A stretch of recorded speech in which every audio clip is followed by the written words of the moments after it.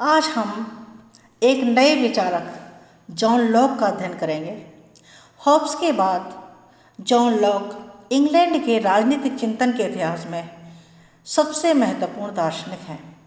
Hobbs की तरह lock भी राज्य के सामाजिक समझौते के सिद्धांत के प्रतिपादक हैं, लेकिन हॉब्स और लॉक दोनों के दर्शन में मौलिक अंतर है। जहां हॉब्स एक निरंकुशतावादी है और निरंकुशवादी राज्य का समर्थन करता है और संप्रभु का समर्थक है, वहाँ लॉक निरंकुशवाद के हर संभव विरोधी हैं। लॉक एक ऐसा उदारवादी तथा व्यक्तिवादी विचारक है जिसमें राज्य और सरकार के कार्यक्षेत्र एवं शक्तियों को सीमित किया है। लॉक अपने दर्शन में प्रजातंत्र, संविधानवाद और कानून के शासन का समर्थन करता है। और इससे भी अधिक महत्वपूर्ण बात है कि लॉक ने व्यक्ति की स्वतंत्रता और प्राकृतिक अधिकार एवं सरकार के विरुद्ध क्रांति के अधिकार को व्यक्ति के जन्मजात अधिकार और पवित्र अधिकार माना है। और आज के युग में लॉक के विचार आधुनिक प्रजातंत्र एवं संविधान के प्रेरणा स्रोत हैं। सामाजिक समझौते के सिद्धांत के प्रतिपादक जॉन लॉक का जन्म सॉमरसेटशायर के रिंगटन नामक स्थान पर 29 अगस्त 1632 में एक मध्यम वर्गीय परिवार में हुआ था। लॉक ने 1652 में 20 वर्ष की आयु में ऑक्सफोर्ड विश्वविद्यालय से उच्च शिक्षा की प्राप्ति की।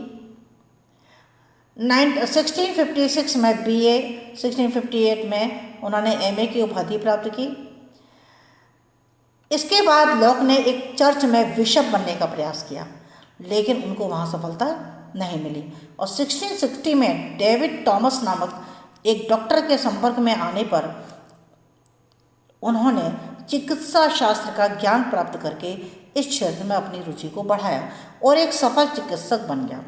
चिकित्सक के नाते वर्ष 1666 में उनके संबंध उस समय के सुप्रसिद्ध राजनीतिज्ञ और विग दल के संस्थापक लॉर्ड एशली से हुए।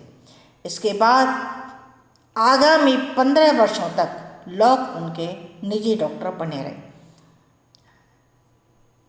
इससे उनको ब्रिटिश राजनीति और राजनीतिक युद्ध को जानने का मौका मिला। 1672 में एशली चांसलर बने तथा लॉक ने उनकी कृपा से महत्वपूर्ण शासकीय पदों पर भी काम किया, परंतु रोमन कैथोलिक चर्च का पक्ष लेने की राजा की प्रवृत्ति का विरोध करने के कारण उन्हें 1673 में चांसलर के पद से हटा दिया, तो इस पर लॉक पर भी इसका प्रभाव पड़ा। इसके बाद लॉक 1675 में स्वास्थ्य लाभ के लिए फ्रांस चले गए और 1679 तक वहाँ पर रहे। वापस लौटने पर पुनः अपने पद पर बैठ गए। इसी दौरान इंग्लैंड में राजनीतिक विद्रोह की आग फिर से भड़क गई और राजा ने एशली से नाराज होकर 1681 में उन्हें उनके पद से हटा दिया। इस दौरान उन्होंने अपने हालैंड में देश निर्वासित राजनीतिज्ञों से भेंट की और 1688 में इंग्लैंड की रक्तहीन क्रांति ब्लडशेड रेवोल्यूशन के सफल होने पर तथा विलियम ऑफ ऑरेंज द्वारा निमंत्रण भेजे जाने पर वापस इंग्लैंड लौट आए। वहाँ पर लॉक को कमिश्नर ऑफ अमीर्स का पद दिया गया और 1700 में स्वास्थ्य की कमजोरी के कारण उन्होंने अपने पद से त्यागपत्र दे दिया और 1704 में 72 वर्ष की उम्र में जॉन लॉक जैसे महान दार्शनिक की मृत्यु हो गई। जॉन लॉक ने कुछ महत्वपूर्ण लेखन कार्य भी किया और यह कार्य उन्होंने हॉलैंड से लौट करके किया था। तो लॉक ने राजनीति शास्त्र, अर्थशास्त्र, धर्मशास्त्र, शिक्षा और दर्शन शास्त्र आदि विषयों पर 30 से भी अधिक ग्रंथ लिखे। यद्यपि उनकी सारी कृतियाँ 50 वर्ष की आयु के बाद प्रकाशित हुईं और उसके महत्वपूर्ण लेखन कार्य के कारण उनकी गिनती इंग्लैंड के महान लेखकों में की जाती है, लेकिन उनके जो मुख्य ग्रंथ हैं वो हैं मानव स्वभाव के संबंध में निबंध, ऐसे कंसर्निंग ह्यूमन अंडरस्टैंडिंग, जो 1690 में प्रकाशित हुई। दूसरी पुस्तक है शासन पर दो निबंध, टू ट्रीटीज ऑन गवर्नमेंट 1690। यह पुस्तक विलियम ऑफ ऑरेंज के सत्तारूढ़ होने का औचित्य सिद्ध करने का प्रयास है। तीसरी पुस्तक है सहिष्णुता पर पहला पत्र, फर्स्ट लेटर ऑन टॉलरेशन 1689। 1689 में लॉक ने हॉलैंड में ही लैटिन भाषा में इस पुस्तक को प्रकाशित कराया। नेक्स्ट पुस्तक थी सहिष्णुता पर दूसरा पत्र, नेक्स्ट थी सहिष्णुता पर तीसरा पत्र, नेक्स्ट थी सहिष्णुता पर चौथा पत्र। सातवीं पुस्तक थी कैरोलिना का मौलिक संविधान, the fundamentals of constitution of Caroline 1692। और शिक्षा से संबंधित कतिपय विचार ये 1693 में पब्लिश हुई थी और ये पुस्तक लॉक के अंतिम पुस्तक थी, अंतिम रचना थी। तो उपरोक्त जितने भी ग्रंथों के नाम मैंने आपको बताए हैं, इन सभी में लॉक की सबसे महत्वपूर्ण रचना है, सबसे महत्वपूर्ण ग्रंथ है शासन पर दो निबंध।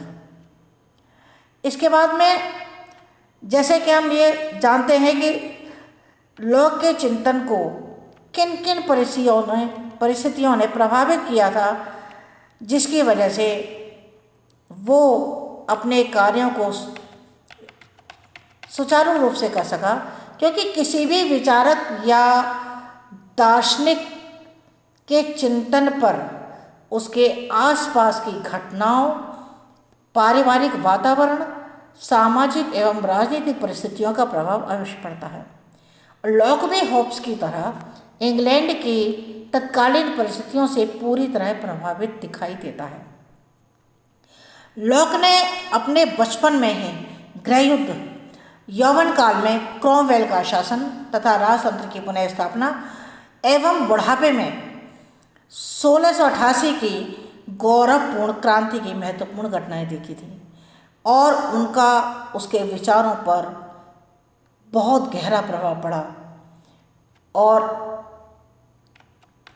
इन सब का वर्णन इस प्रकार है, यानी कौन कौन सी परिस्थितियाँ, कौन कौन सी घटनाओं ने उसको प्रभावित किया। तो सबसे पहले आती है गौरवपूर्ण क्रांति, ग्लोरियस रेवोल्यूशन। हॉब्स के समय में इंग्लैंड में गृह युद्ध के कारण अराजकता, हिंसा और अव्यवस्था की स्थिति बनी हुई थी। इसलिए हॉब्स ने व्यक्ति के जान और माल की सुरक्षा के लिए एक निरंकुशतावादी व्यवस्था का समर्थन किया। लेकिन लॉक के समय में इंग्लैंड में शांतिपूर्ण वातावरण था। उसने 1688 में इंग्लैंड में रक्तहीन क्रांति, ब्लडलेस रेवोल्यूशन या गौरवमय क्रांति, ग्लोरियस रेवोल्यूशन को देखा था।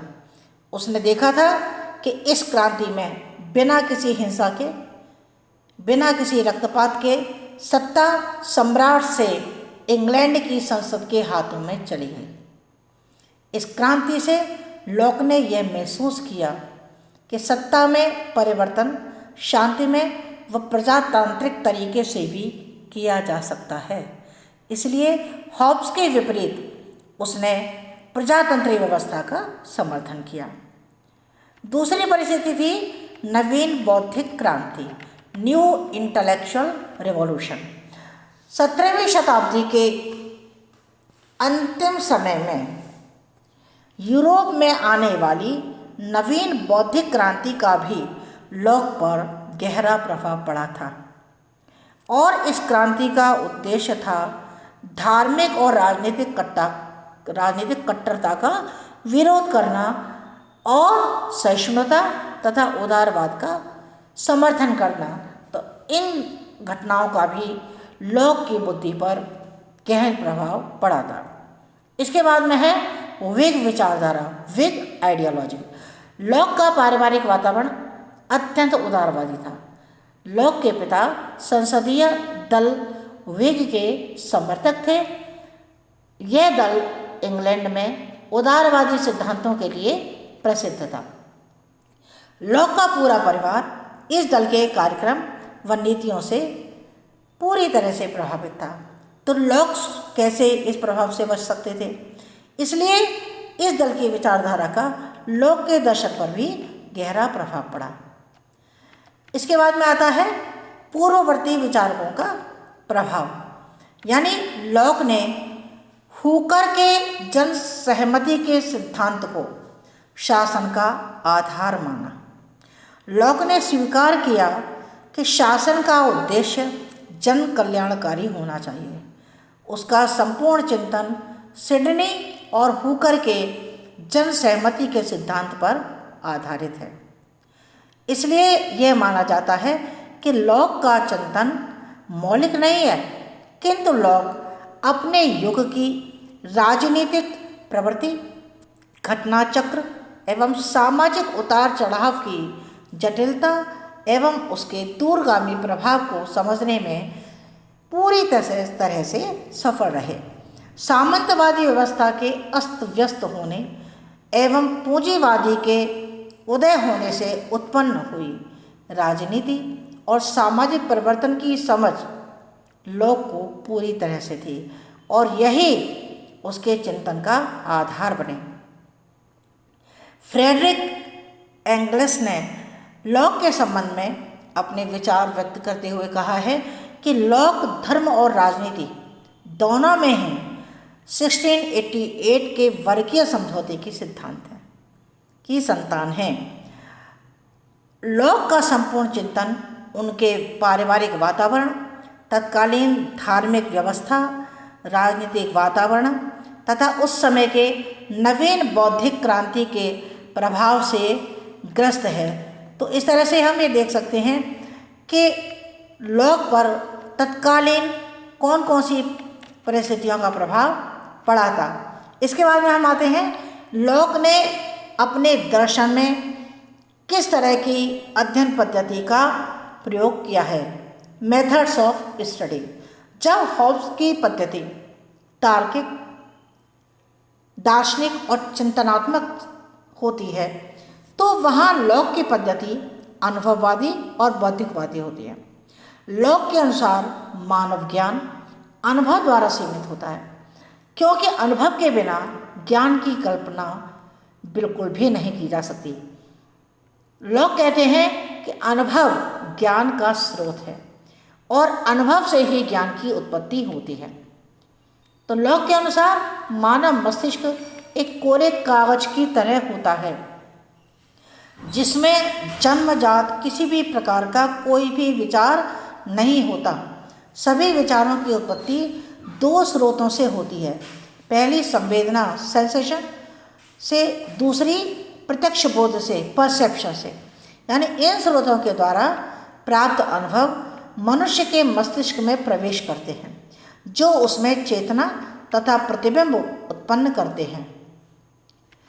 बुद्धि द्वारा मस्तिष्क में तब उन विचारों का विश्लेषण होता है एवं तुलना होती है। फलस्वरूप जटिल विचार उत्पन्न होकर के ज्ञान का साधन बनते हैं। ज्ञान तब उत्पन्न होता है जब बुद्धि अपने विचारों की परस्पर तुलना करके उनके परस्पर मतैक्य तथा मत वैभिन्न को देखती है। मतैक्य यानी कहाँ पर हमारे मतों में एकता है और मत वैभिन्न यानी हमारे मतों में कहाँ पर विभिन्नता है। ये हम तभी देख सकते हैं जब हमें ज्ञान होता है या हमें बुद्धि होती है। यही ज्ञान लॉक की अनुभववादी पद्धति का आधार है। लॉक की अनुभववादी पद्धति में तीन मुख्य बातें देखी जाती हैं। पहली होती है ज्ञान की उत्पत्ति का एकमात्र स्रोत अनुभव है, यानी कोई भी विचार अंतर्जात नहीं होता, अपने आप से साक्ष्य विश्वसनीय नहीं है। विचार इंद्रिय सापेक्ष होता है और उसकी उत्पत्ति अनुभव से होती है। दूसरी बात है ज्ञान का स्वभाव विवेक सम्मत होता है।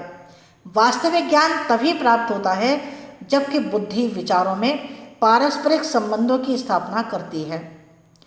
और तीसरा, ज्ञान का क्षेत्र उसके अज्ञान के क्षेत्र से बहुत छोटा होता है। लॉक के अनुसार मनुष्य एक असीम प्राणी है जो इस अनंत, असीम और महान ब्रह्मांड की सभी बातों को जान नहीं सकता। इसलिए व्यक्ति का ज्ञान उसके अज्ञान की तुलना से अल्प है, कम है। लॉक की अध्ययन पद्धति हॉब्स की अध्ययन पद्धति से भिन्न थी। लॉक हॉब्स की तरह एक दार्शनिक नहीं है, उसमें हॉब्स की तरह मौलिकता भी नहीं है। लॉब्स का विचार न तो गहन अध्ययन का प्रतिफल है और न ही तर्क का, वह सिर्फ व्यवहारिक बुद्धि का धनी है। जहाँ हॉब्स ने वैज्ञानिक, बौद्धिक, मनोवैज्ञानिक, तार्किक पद्धतियों को अपनाया, वहीं लॉक का अध्ययन और विचार पद्धति अनुभवजन्य है, मनोवैज्ञानिक है और बुद्धिपरक है। लॉक ने प्रबुद्ध विचारकों के विचारों और विश्वासों को सरल, गंभीर और हृदय में ग्रहण कर दी जाने वाली वाणी दी है। इसके बाद भी लॉक की पद्धति में कुछ दोष हैं। हम चाहे किसी भी विचारक की कितनी भी विशेषताएं बता दें, कितने भी उसके गुण बता दें, लेकिन कोई ना कोई कमी, कोई ना कोई दोष उसमें अवश्य मिलता है। तो इस तरह से लॉक की पद्धति में भी कुछ दोष, कुछ कमियां हमें देखने को मिलती हैं। जैसे कि यद्यपि लॉक ने यह बताया है कि विचार की उत्पत्ति अनुभव से होती है, तथापि उसने संपूर्ण अनुभूति जन्य ज्ञान की निश्चितता को स्वीकार नहीं किया है। दूसरी बात, लॉक की पद्धति की मौलिक त्रुटि यह भी है कि वह संगत नहीं है। शुद्ध तर्क की दृष्टि से उसके विचार पूर्णतः असंगत हैं। इस प्रकार लॉक ने ज्ञान के क्षेत्र को उसके अज्ञान के क्षेत्र से बहुत छोटा माना है। यदि अनुभव आधारित ज्ञान का क्षेत्र सीमित है तो उस पर विश्वास क्यों किया जाए। लॉक ने बहुत सी अनुभव प्रधान मान्यताओं को स्वयं सिद्ध मान करके गलती की है, अतः उसके विचार अपूर्ण तथा असंगत होने के दोषी हैं। लेकिन संगीत के अभाव में भी विचार पूर्णतः गलत नहीं हो सकता। लॉक की अनुभववादी पद्धति अपने दोषों के बाद भी एक महत्वपूर्ण पद्धति है और हम ये नहीं कह सकते कि लॉक की पद्धति को हम नकारें या उसको छोटा करें।